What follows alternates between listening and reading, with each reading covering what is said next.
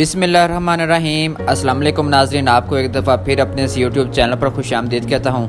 ناظرین، آج کی میری یہ ویڈیو باقی ساری ویڈیو سے ڈیفرنٹ ہوگی، اور آپ جب یہ ویڈیو دیکھ رہے ہوں گے یا سن رہے ہوں گے میری آڈیو، تو آپ یقیناً سمجھ جائیں گے کہ یہ واقعی اس سے پہلے اس ٹاپک پہ میں نے اپنے چینل پہ کوئی ویڈیو اپلوڈ نہیں کی، اور اس کو میں نے ضروری کیوں سمجھا کیونکہ آج کل یہ جو سوشل میڈیا کا دور ہے، یوٹیوب کی دنیا ہے، فیس بک کی دنیا ہے، تو ہر دوسرا بندہ، یعنی آپ اینٹ اٹھائیں تو نیچے سے اس طرح کے بندے نکلتے ہیں۔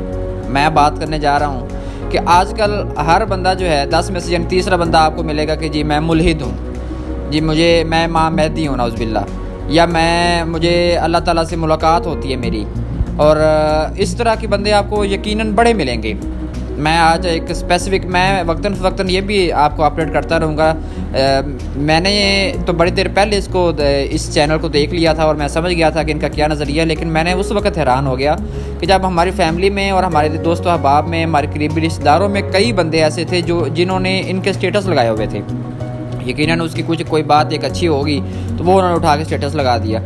میں بات کر رہا ہوں یونس الگوہر، الرا ٹی وی ان کا یوٹیوب چینل ہے، اس پہ یہ آتے ہیں جی، اور پتہ نہیں کیا جی، ہمارے ان کے کوئی ہیں جس کو یہ اپنا مانتے ہیں، ان کا نام ہے سرکار گوہر ان کو کہتے ہیں۔ یہ اپنے جو غوث ہیں، جو کتب ہیں، یا جو ان کے، وہ تو ان کو خیر اللہ تعالیٰ سے بھی اوپر کر دیتے ہیں۔ میں نے ان کے کئی ویڈیوز ایسے دیکھی ہیں کہ جن میں وہ کہتے ہیں کہ یہ ربا پتہ نہیں کیا کہتے ہیں، اور اللہ تعالیٰ سے بھی اونچا اور نبی صلی اللہ علیہ وسلم سے بھی اوپر، اور اس کو پھر میں نے آگے ویڈیوز دیکھی تو امام مہدی کہتے ہیں کہ یہ امام مہدی ہے، امام مہدی آ گئے ہیں اور یہ ان کی شکل میں آئے ہیں۔ عمران خان کے بارے میں، عمران خان کے سپورٹر ہیں، اور عمران خان کے بارے میں کہتے ہیں کہ آج اگر وہ ان سے مدد مانگ لے تو یقیناً وہ کامیاب ہو جائے گا۔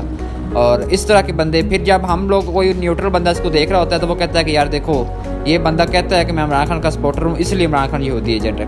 تو اس طرح کے لاجکس لوگ دیتے ہیں۔ تو یہاں پہ میں ایک تو ہماری قوم کی پہلی غلطی ہماری قوم کی ہے، جب ہمیں قرآن پاک احادیث سے مل گئی تو اب ہمیں کسی اور کی ضرورت نہیں ہے۔ یا ظاہر ہے ہمیں کچھ چیزیں ایسی ہیں کہ جس میں ہمیں احادیث، قرآن و سنت اور علماء سے مشاورت بھی کرنا پڑتی ہے۔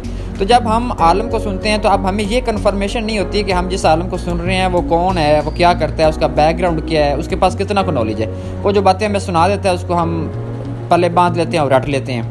تو اس پہ پہلا آپ کو یہ قوم کے ذمہ ہے کہ اس کو یہ سوچنا ہوگا۔ آج کل کوئی بندہ اٹھ کے کہہ دے کہ جی میں امام مہدی ہوں، یا میں نبی ہوں، اللہ کے بعد نبی۔ ایک بندہ ہے، آپ اس کا محمد شیخ نام ہے شاید، اس کا بھی میں آپ کو دکھا دیتا ہوں فوٹوز وغیرہ۔ وہ کہتے ہیں کہ جی میں نبی آتے رہیں گے اینڈ تک۔ قرآن پاک میں ہے کہ جی آخری نبی جو ہے وہ آ گیا ہے، تو آخری نبی کہیں نہ کہیں آیا ہوا ہے اس دنیا میں، آپ ڈھونڈیں وہ کون ہے۔ یعنی اس کے اس طرح کے لاجکس ہیں، آپ اس کو بھی دیکھیں۔ میں یہ آپ کو انڈورسمنٹ نہیں دے رہا، میں صرف آپ کو اس لیے کہہ رہا ہوں کہ آپ یعنی اس طرح کے عجیب لوگ، یعنی آپ کو باتیں سن کے غصہ آئے گا۔ اور پھر ایک بڑی چیز کہ وہ پاکستان میں نہیں ہوتے، یعنی کوئی اس طرح کا جو لاجک دیتا ہے وہ پاکستان میں نہیں ہے۔ اب یہ میں جتنے بھی آپ کو بتا رہا ہوں یہ پاکستانی نہیں ہے، یہ زیادہ تر UK، کینیڈا وغیرہ میں ہوتے ہیں۔ اور ایک محمد زاہد ہے، وہ کہتا ہے جی میں نبی ہوں، یا پتہ نہیں میں کیا ہوں، تو وہ کینیڈا میں بیٹھا ہوا ہے۔ تو یہ اگر وہ پھر ایک بندہ پاکستان آیا تو وہ پکڑا گیا، اس پہ دہشت گردی کے، اس پہ جو ہے وہ توہین اسلام کے، توہین مذہب کے جو ہے وہ پرچے ہو گئے، تو وہ اس لیے پاکستان آنے سے بھی ڈرتے ہیں کہ کہیں ہم ٹھوک نہ دیے جائیں۔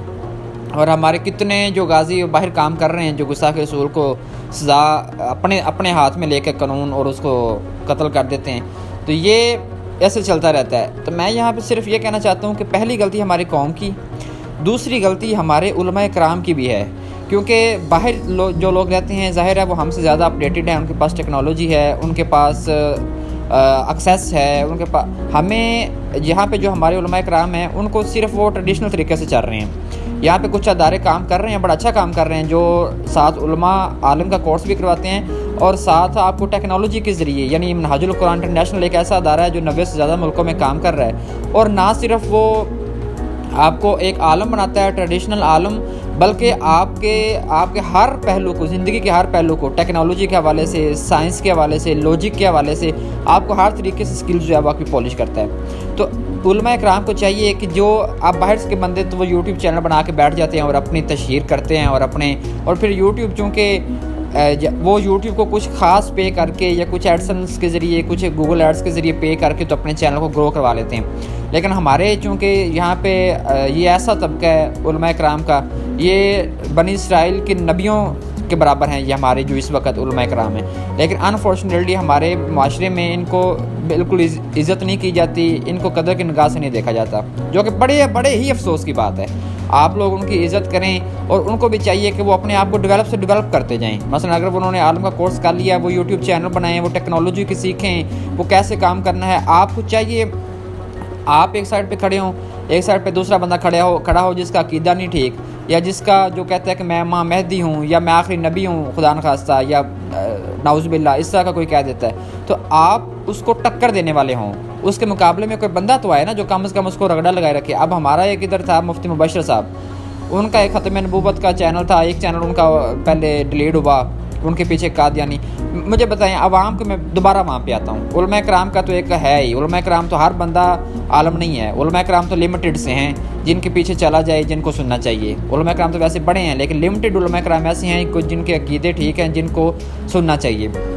عوام کو چاہیے, عوام الناس, میں آپ ان سب کو, عام جو سننے والے ہیں, ان کو چاہیے کہ وہ ایسے علماء کرام کو پروموٹ کریں. ہم ایک دوسرے پہ چڑھے ہوتے ہیں. ہم آج اگر کوئی اٹھ کے کہہ دے کہ جب قادیان سے اٹھا تھا, وہ کہتا ہے جی میں نبی ہوں, وہ کوئی بھی بندے کو انہوں نے قادیانی کر دیا, وہ بندے مان لیتے ہیں. اب اس کے پیچھے بھی کئی محرکات ہیں. کوئی غریب ہوتا ہے تو وہ اس کو اٹھا کے باہر بھیج دیتے ہیں, اس کی ساری فیملی کو سیٹ کر دیتے ہیں, وہ قادیانی ہو جاتا ہے. کیونکہ غربت بھی ہے نا, پاکستان, بنگلہ دیش, انڈیا, ان لوگوں سے, ان 3 ملکوں کے اوپر کئی لوگوں کے مذہب چل رہے ہیں. 3 ملکوں کے اوپر کئی لوگوں کے روزی روٹی چل رہی ہے. یوٹیوب چینل جو بناتے ہیں وہ ان 3 ملکوں کو ہی کیپچر کرتے ہیں, اور ہماری بھولی عوام, ان پڑھ عوام ہے موسٹلی, اور وہ پیچھے ان کی چل پڑتی ہے. تو عوام کو بھی چاہیے کہ شعور اور عقل کے ساتھ, منطق کے ساتھ پہلے پرکھے. پھر ہمارے علماء کرام کو چاہیے کہ اس کو ٹکر دینے کے لیے, اگر کوئی بندہ آپ کو سوال کرتا ہے تو آپ کے پاس اس کی مینٹیلٹی کے برابر کا جواب ہونا چاہیے. آپ اس کو پتہ چلے کہ یار واقعی مجھے کوئی بندہ جواب دے رہا ہے. تو ہمارے علماء کرام کو زیادہ محنت کرنی ہوگی تاکہ وہ کچھ اس طرح کی لوز بول نہ دیں, اور پھر ہم ایک دوسرے میں آپس میں ہی لڑتے جھگڑتے رہتے ہیں, اور باہر والے جو اپنا کام ڈالی جا رہے ہیں. تو میں آپ سے صرف یہ کہنا چاہتا ہوں کہ اپنے آپ کو سٹرونگ کریں. آپ ایک فیلڈ میں ہیں, آپ عالم ہیں, آپ کا تو کام ہی یہ ہے کہ اسلام اٹھنا بیٹھنا لاجک طریقے سے, اور سارا آپ کا جو علم ہے وہ دینی ہے. تو آپ کو علم با عمل عالم بنیں پہلے, اور پھر اس کو پھیلائیں.